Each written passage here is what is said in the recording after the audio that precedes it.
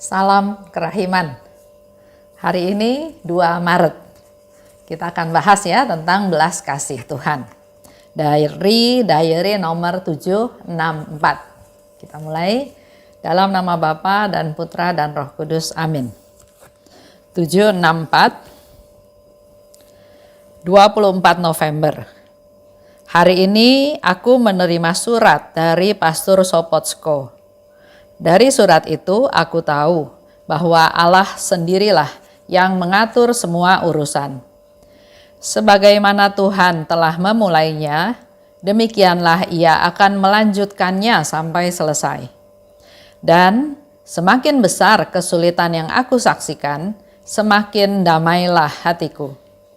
Oh, andai kata dalam seluruh urusan ini, kemuliaan Allah dan keselamatan jiwa-jiwa tidak sungguh diutamakan, setan tidak akan menentangnya sedemikian hebat. Tetapi kini setan merasakan apa yang sedang hilang dari kuasanya karena usaha-usaha itu. Kini aku tahu bahwa setan membenci kerahiman lebih dari semua yang lain. Inilah siksaan yang paling berat baginya. Namun, sabda Allah tidak akan berlalu. Kata-kata Allah itu hidup.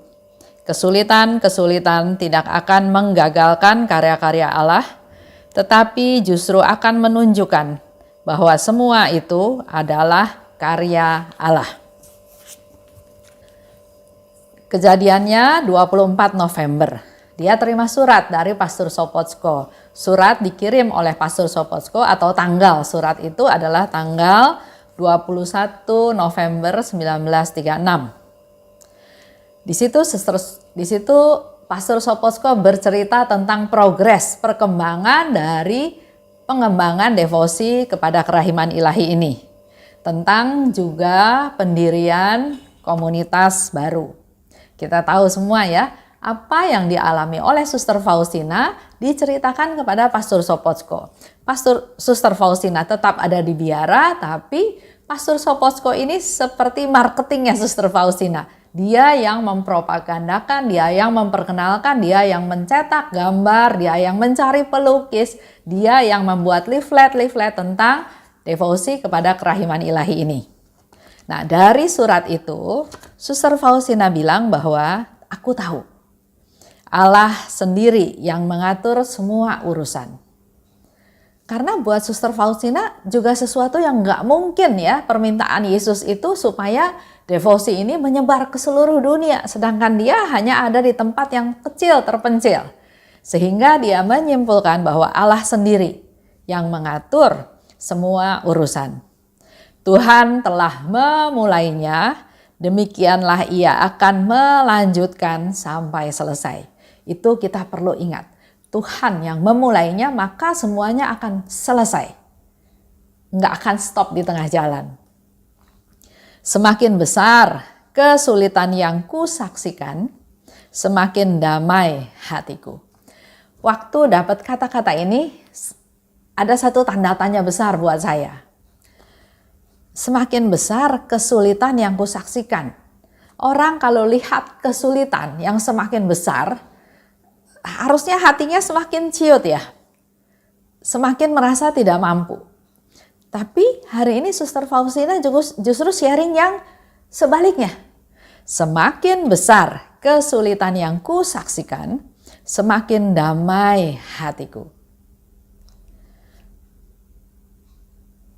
Dia mungkin tahu apa yang akan dia alami, kesulitan apa yang akan menghadang dia, kesulitan apa yang akan menerpa dia.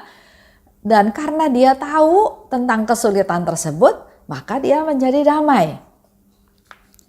Terus saya coba merenung dan saya tiba-tiba ingat satu urusan, satu pengalaman saya ya. Mungkin Bapak Ibu juga sudah pernah dengar cerita ini, bahwa saya diminta untuk memberikan seminar kerahiman ilahi di salah satu kota di Pulau Flores ya, di Flores. Ya, saya sebagai karyawan otomatis memproses apa yang harusnya saya lakukan. Minta izin dari atasan untuk ambil cuti karena saya mau pergi memberi seminar di sana. Pada hari saya memberi seminar, ternyata saya dapat telepon dari Direktur HRD yang mengatakan cuti ditolak. Padahal waktu itu saya sudah menerima ya, sudah dikasih tahu, disetujui. Dan hari itu juga harus pulang. Pertama, nggak mungkin langsung pulang karena saya harus naik pesawat. Kedua, itu ada di tengah-tengah seminar, di mana yang ikut pesertanya juga hampir 1.000 atau 1.000 lebih. Nggak mungkin saya meninggalkan peserta seminar hanya harus pulang. Ada kekhawatiran, ada kecemasan ya. Tapi akhirnya Tuhan memberikan satu kekuatan, satu penghiburan, mengajak saya untuk melihat apa sih akibat yang paling jelek yang akan terjadi dengan kejadian ini. Saya mulai merenung, saya mulai berandai-andai, dapat SP, kalau saya karyawan ya dapat SP. Atau saya harus fight karena awalnya saya sudah disetujui. Hal yang lain apa? Akhirnya sampai ke satu titik di mana Tuhan memberikan seperti satu gambaran, satu penglihatan atau satu informasi paling jelek, resiko yang kamu akan terima yang paling jelek adalah kamu dipecat. Nah, pertanyaan ini masuk ke dalam hati saya, apa reaksi saya? Apakah saya bisa menerima kalau saya sampai dipecat? Atau saya nggak terima? Pada saat itu saya menerima. Kalau sampai saya dipecat gara-gara hal ini, saya nggak usah kecewa. Karena yang saya lakukan adalah mewartakan kerahiman Tuhan. Dan kalau ada orang sekitar yang nggak suka, ya resiko terjeleknya saya dipecat, saya bisa terima. Nah, pada waktu saya bisa menerima kesulitan yang saya lihat, saya merasa damai. Karena saya sudah tahu yang paling jelek itu apa dan saya bisa nanggung. Saya punya reason, saya punya alasan, saya bisa menanggung hal tersebut. Dikatakan lebih lanjut ya. Suster Faustina bilang, andai kata dalam seluruh urusan ini, kemuliaan Allah dan keselamatan jiwa-jiwa tidak sungguh diutamakan. Jadi dalam hal ini kelihatannya Suster Faustina justru mengutamakan kemuliaan Allah dan keselamatan jiwa-jiwa. Tapi Suster Faustina katakan seandainya ini bukan yang diutamakan, dua hal ini yang bukan diutamakan, maka harusnya setan tidak akan menentang sedemikian ketat. Setan nggak mau kerahiman Tuhan ini makin dikenal, makin diketahui, makin dialami oleh banyak orang. Setan nggak mau kita mengagungkan kemuliaannya Tuhan. Karena kita lakukan dua hal ini sebagai yang prioritas, maka si setan berusaha sedemikian rupa untuk menggagalkan usaha ini. Jadi sebetulnya kita berurusan dengan setan. Hal ini menyadarkan saya pada waktu anak saya bilang, Mama kan berdevosi kepada kerahiman ilahi, berdevosi kepada Allah yang Maha Rahim. Musuhnya Allah yang Maha Rahim itu setan. Jadi Mama juga bermusuhan sama setan. Siap-siap, Mama punya musuh. Kalau kita hidupnya tenang-tenang saja, mungkin setan juga diam-diam aja. Tapi karena kita sudah ada di jalan Tuhan dan kita memang memprioritaskan untuk menyebarluaskan kerahiman Tuhan, di sini Suster Faustina bilang setan paling nggak suka. Sehingga dia katakan setan akan menentang dengan ketat.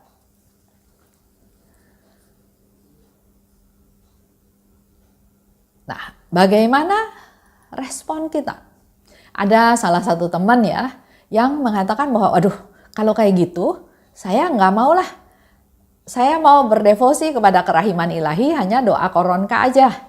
Saya nggak mau doa buat orang-orang yang sekarat, orang-orang yang mau meninggal atau orang yang meninggal. Karena berarti sekarang kan saya berhadapan dengan setan. Saya nggak mau katanya gitu ya.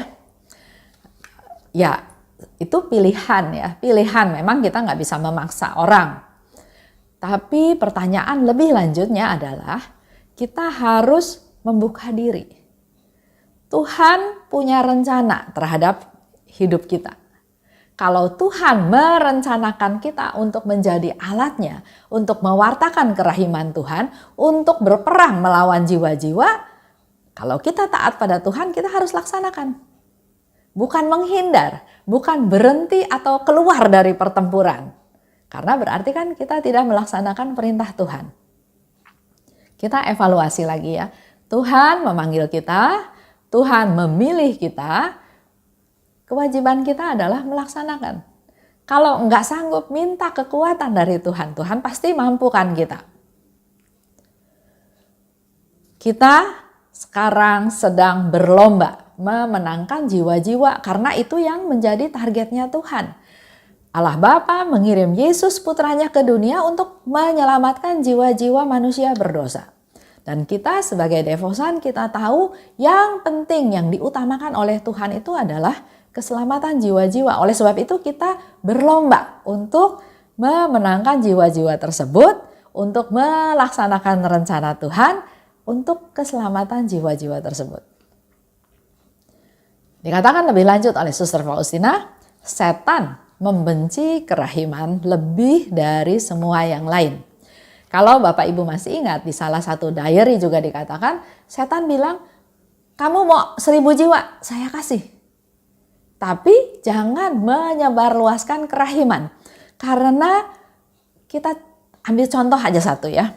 Setan itu kan memang mau merusak kita. Dalam keluarga, suami istri. Target setan memecah belah keluarga tersebut. Apakah keributan antara istri dan suami?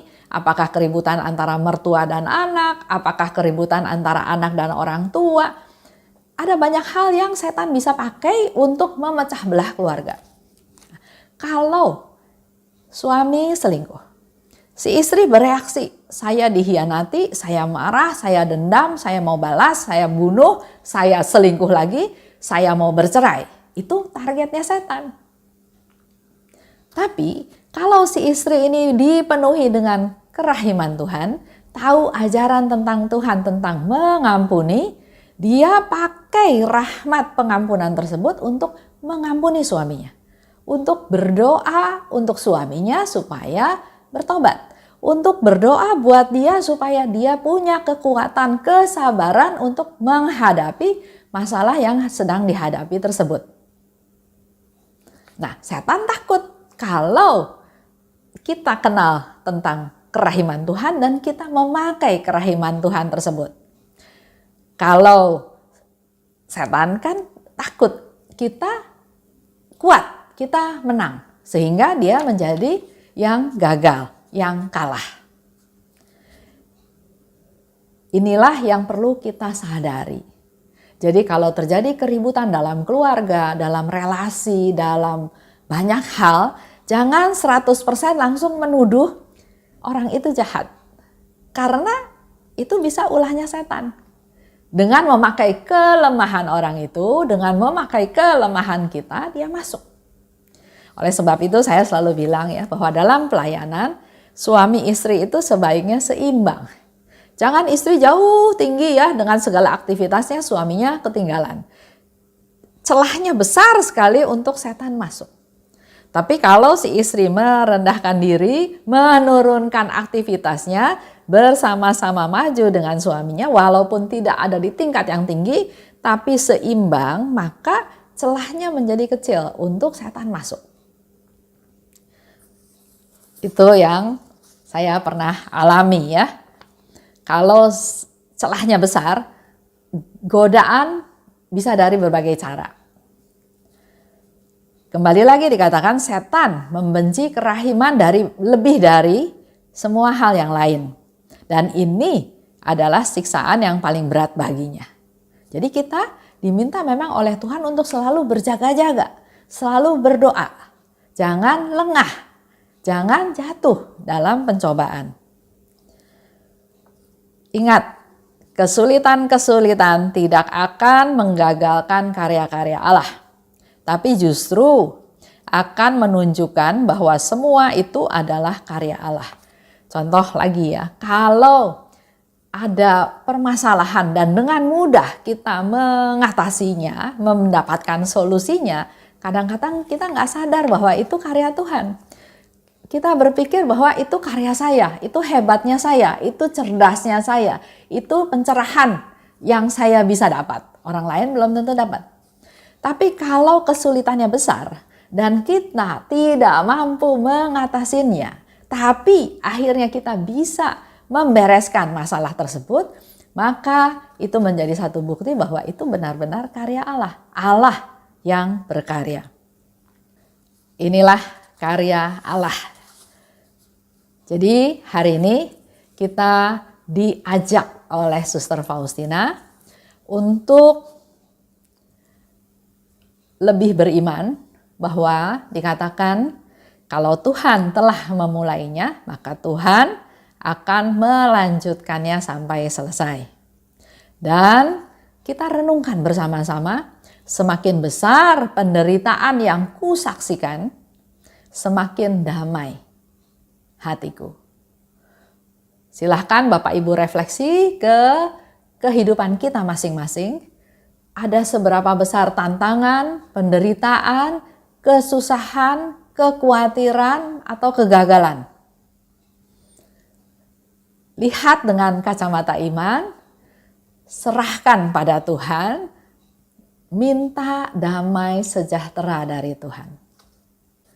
Itu aja yang kita mau renungkan pada hari ini. Dan selalu berjaga-jaga karena setan nggak senang dengan apa yang kita lakukan. Demi nama Bapa dan Putra dan Roh Kudus. Amin. Salam kerahiman.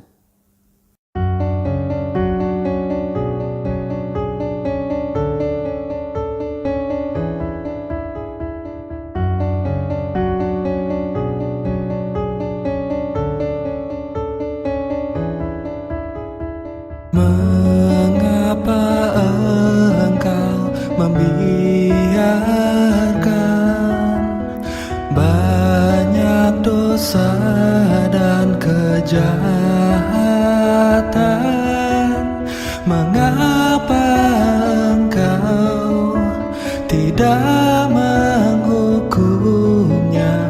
Ternyata engkau masih memberi kesempatan.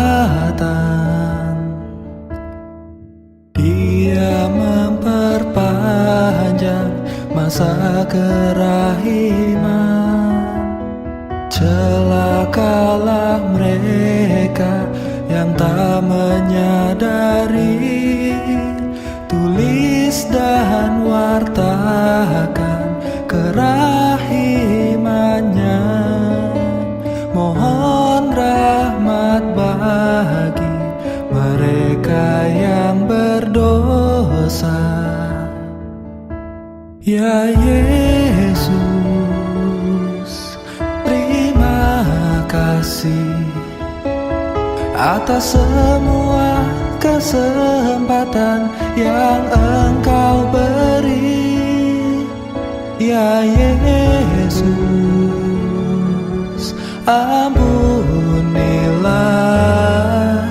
atas semua dosa yang terjadi.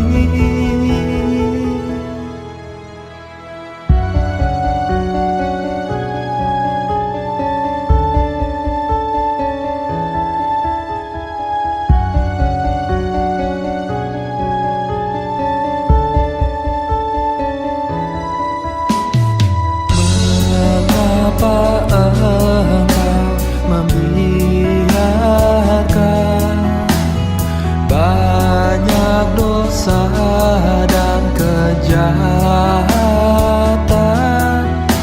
mengapa engkau tidak menghukumnya? Ternyata engkau masih memberi kesempatan. Dia memperpanjang masa kerahiman. Celakalah mereka yang tak menyadari.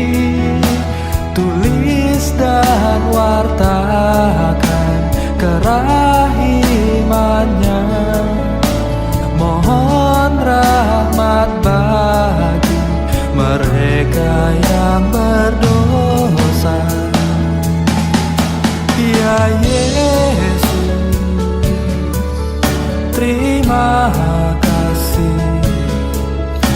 atas semua kesempatan yang Engkau beri. Ya Yesus, ampunilah atas semua dosa yang terjadi. Ya Yesus,